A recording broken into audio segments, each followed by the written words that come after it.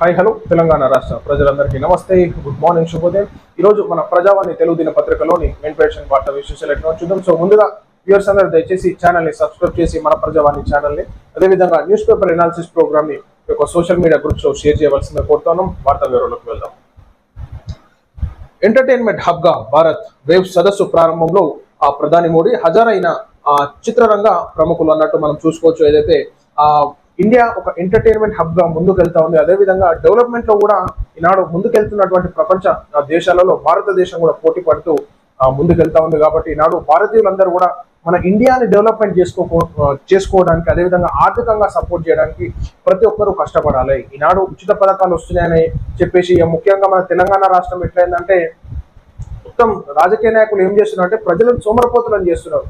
ఏమైనా బస్సు ఎక్కాలంటే bus free, ఆడోళ్ళకి డ్యూటీలు చేసుకోదు, ఆడోళ్ళు 2500 ఇస్తారంటే వీళ్ళు డ్యూటీల గురించి పోతే డ్యూటీలు దొరికాయి కాబట్టి ఏమన్నా 2500 ఇస్తాను. ఆ 2500 ఏమో ఇటు డ్యూటీలు లేకుండా అయిపోయింది తెలంగాణ రాష్ట్రంలో.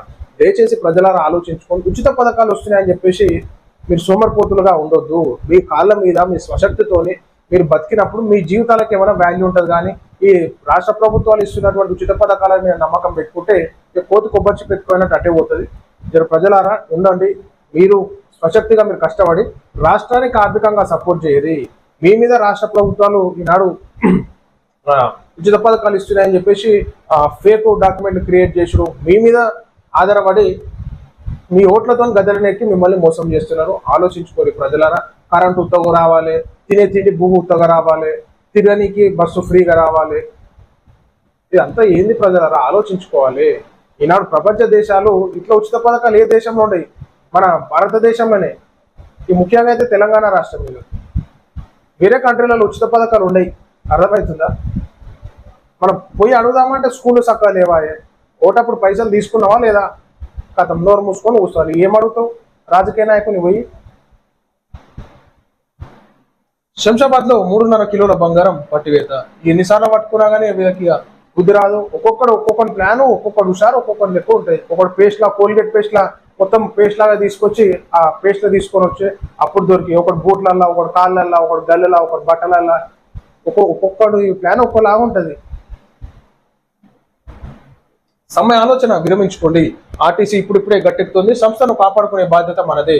సంస్థని కాపాడుకునే బాధ్యత మనదే అంటే మీ ఇంట్లోకి పెట్టు. రేవంత్ రెడ్డి గారు ఎవరు పెట్టమన్నారు? ఫ్రీ ఉచిత బస్సు ఎవరు పెట్టమన్నాడు?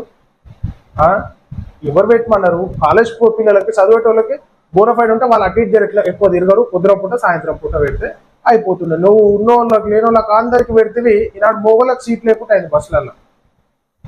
ఇప్పుడేమో బత్తాడ పడుతుంది. సమ్మొద్దు, ఇప్పుడిప్పుడే గట్టెక్కుతున్నాం అంటే వీళ్ళు నాశనం. కానీ ఆర్టీసీ కార్మికులు, ప్రైవేట్ కాంట్రాక్ట్ వర్కర్లు ఏమో గంగల కొట్టుకోబోయి. ఎవరు పెట్టమన్నారు ఫ్రీ బస్సు? ఎవరు నష్టాలలో నడమంటారు ముఖ్యమంత్రి గారు? ఎందుకు పెట్టాలి ఉచిత పథకాలన్నీ? ముసలోళ్ళకి పింఛన్లు, వికలాంగులకి, వితంతులకి సపోర్ట్గా పింఛన్లు ఇచ్చి స్కూళ్ళు బడులు చక్కగా పెట్టి ఉన్నటువంటి గవర్నమెంట్ హాస్పిటల్ చక్కగా పెడితే చాలు. కానీ ఉన్నాయి లేని అన్ని ఉచిత పథకాలు పెట్టి ప్రజలను సోమరిపోతులను చేయలేక ముఖ్యమంత్రి గారు. మళ్ళీ ఇప్పుడేమో అడగబట్టి ఇక్కడ సంస్థను కాపాడుకునే బాధ్యత మనదే అని. సంస్థను నువ్వే జడగొడుతుంది ఫ్రీ పెట్టి. ఉన్న ఆర్టీసీ నష్టాలలో ఉందని చెప్తే ఇంకా నువ్వు ఫ్రీ పెట్టి నష్టాలలో వేసేసి ఇప్పుడు కార్మికులను సమ్మె చేయకూడదు వద్దు అంటే ఎట్లా? మరి వాళ్ళది ఎట్లా? వాళ్ళ జీవితం ఎట్లా? వాళ్ళ కథ ఎట్లా? వాళ్ళ పిల్లలు ఎట్లా? సంసారం ఏంటి? ఆర్టీసీ కార్మికులు సమ్మె ఆలోచన వీడనని మేడే వేడుకల్లో పాల్గొని తెలంగాణ ముఖ్యమంత్రి రేవంత్ రెడ్డి ఆర్టీసీ కార్మికులను విజ్ఞప్తి చేశారు. ఇప్పుడిప్పుడే ఆర్టీసీ లాభాల బాటలో పయనిస్తోంది.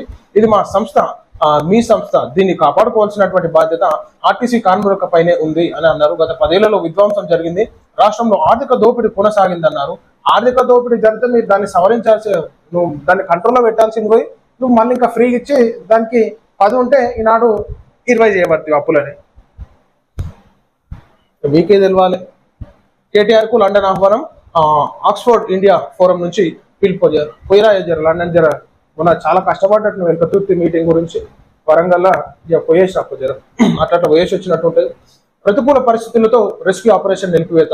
వచ్చే మార్చి నాటికి పెండింగ్ ప్రాజెక్టులు పూర్తి చేస్తాం. మంత్రి ఉత్తమ్ కుమార్ రెడ్డి వెల్లడి. ఏది ఎస్ఎల్బిసి టెన్నుల ప్రతికూల పరిస్థితుల్లో రెస్క్యూ ఆపరేషన్ నిలిపివేత. 7 వర్క్ వస్తుంది. 7 టెక్నాలజీని తీసుకొస్తున్నాము. స్కానర్ లాంటిది, శివాలయం స్కానింగ్ చేస్తుంది అంటే కడవేరు కుక్కలను తీసుకొస్తుంది కేరళకి వెళ్ళి. అదేవిధంగా మరి రాట్ హోల్ మైనర్స్ వీళ్ళని తీసుకొస్తుంది. ఓ కింద మీద ఆగమాగం చేసి శవాలు కూడా దొరకకపోయా. 2 శవాలను తీసి 6 శవాలు అట్లనే. ఇక ఇది ఆ టెక్నాలజీ. తెలంగాణ రాష్ట్రం ఇంత టెక్నాలజీని యూజ్ చేసి కూడా వాళ్ళ శవాలను కుటుంబ సభ్యులకు ఇయ్యలేనటువంటి టెక్నాలజీని యూజ్ చేసిరు. వా, ఉత్తమ్ కుమార్ రెడ్డి గారు ఇదా మన ఉద్దారకం. ఇంత టెక్నాలజీ పెట్టుకొని శవాలను తీయలేరు మీరు.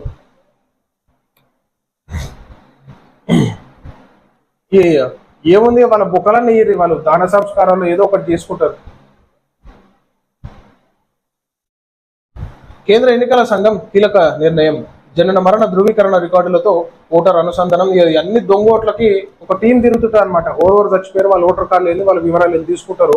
ఇక డూప్లికేట్ ఫోటో పెడతారు, అంతో ఓట్లు వేపిస్తారు అనమాట. ఎవరికైతే ఏది ఓటరు కార్డు రాలేని వాళ్ళు ఈ దొంగ ఓటర్ కార్డులు పెట్టి మెల్ల పోయి ఓట్లు వేపిస్తుంటారు అనమాట. సెటిల్మెంట్ చేసి ఈ దొంగ ఓట్లతో గద్దెలు ఎక్కినట్టే రాజకీయ నాయకులు ఎంతో మంది ఉన్నారు. ఇక ఇప్పటికైనా కళ్ళు తెరిచి చచ్చిపోగానే ఎంబడే రికార్డుల్లో ఆ ఓటర్ కార్డుని తొలగించి ఐడిని చేస్తే బాగుంటుంది. కుల గణనను ఏనాడు పట్టించుకొని కాంగ్రెస్. తెలంగాణలోను తూతు మంత్రంగా సర్వే. ఎవరో డిమాండ్ చేస్తే తీసుకున్న నిర్ణయం కాదు. కాంగ్రెస్ తీరుపై మండిపడ్డ మంత్రి కిషన్ రెడ్డి. ఒక విషయం చెప్పాలంటే నాదే లేదు, కులగణనలో నా ఇంటికి వచ్చి అడిగినోడే లేదు ఇంతవరకు. నా ఇంటికి వచ్చి అడిగినోడే లేడు ఎవరు అధికారి. సర్వే చేసేటోళ్ళు రాలే, ఎవరు రాలేదు. నా సొంటోళ్ళు ఎంతమంది ఉన్నారో, 8,000 మంది ఉన్నారో, ఎంతమంది లక్షల మంది ఉన్నారో సర్వే కాని వాళ్ళు. ఇది ఈ పాటు సర్వే చేస్తారనమాట మన కాంగ్రెస్ పార్టీ తెలంగాణ రాష్ట్రంలో. ఇప్పుడు మరి కేంద్ర ప్రభుత్వం కూడా కులగణన జనగణన మొత్తం చేస్తా అంటున్నారు, ఏ కులాల వారిగా సెన్సస్. సో మరి ఎట్లా చేస్తారు ఏం కథ చూసుకోవాలి. కానీ బీసీ ప్రజలకు మాత్రం చాలా చైతన్యవంతమైన, ఇంకా మోసం చేయాలనుకుంటే మాత్రం ఇక ఈ కాంగ్రెస్ పార్టీ ఏ విధంగా సర్వేలు నిర్వహించిందో అందరికి ఎరుకున్న సంగతే. కానీ ఇక స్థానిక సంస్థల ఎలక్షన్స్ లో బీసీలను పక్కకు పెట్టా, రిజర్వేషన్ తగ్గించి వాళ్ళకే ఉన్నత వర్గాలకు ఇస్తే మాత్రం తప్పకుండా బుద్ధి చెప్తారు. అంత కార్యాచరణ సిద్ధం చేసుకొని పెట్టుకున్నాం మేము కూడా. కష్టపడితేనే పని విలువ తెలుస్తుంది. ప్రతి ఒక్కరు కష్టపడే అవకాశం ఉండాలి. ఉపాధి శ్రామికులతో ఆత్మీయ సమావేశంలో పవన్ కళ్యాణ్ గారు ఏదైతే నిన్న మేడే కార్మికుల దినోత్సవం కాబట్టి ఖచ్చితంగా పవన్ కళ్యాణ్ గారు మీరు అనేది కరెక్టే. కష్టపడితేనే ఆ విలువ తెలుస్తుంది, డబ్బు విలువ తెలుస్తుంది. కాబట్టి ఉచిత పథకాలు ఇచ్చుడు బంద్ చేసుకోవాలి. ఉచిత పథకాలు ఇచ్చుడు బంద్ చేసుకున్నప్పుడు ప్రజలు స్వశక్తిగా వాళ్ళు కష్టపడినప్పుడు ఆ డబ్బు విలువ తెలుస్తుంది. ఉచిత పథకాలు ఇచ్చుడు బంద్ చేసేయాలి. మీరనే కాదు, ఉమ్మడి మన తెలంగాణ రాష్ట్రంలో కూడా, మన భారతదేశంలో కూడా ఉచిత పథకాల మీద ప్రజలు ఎవరు భారం పెట్టుకోవద్దు. ఈనాడు ఇస్తారని చెప్పేసి ఎదురు చూసుకుంటూ కూర్చోవద్దు. కష్టపడినప్పుడే మీకు ధైర్యంగా ఉంటుంది. డబ్బులు 10 రూపాయలు చేతులు ఉంటాయి. కానీ ఈనాడు ప్రభుత్వాలు వస్తారు, చూస్తారు, పోతారు, ఏమైనా అయితే కానీ మీకు అసలు వాల్యూ ఉండదు. ప్రభుత్వాల మీద ఆధారపడితే సొంత కాలం మీద బతుకు. బియ్యం వస్తున్నాయి పుణ్యానికి, తిరగనికి బస్సులు ఉన్నాయి, కరెంట్ వస్తుంది,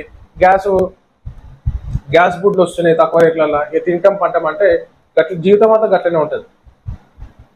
సో ఇది ప్రజలారా మనం చూస్తూ ఉన్నాం. ఈరోజు మన ప్రజావాణి తెలుగు దినపత్రికలోని మెయిన్ పేర్షన్ వార్తా విశేషాలు. అందరికీ సెలవు. నమస్తే.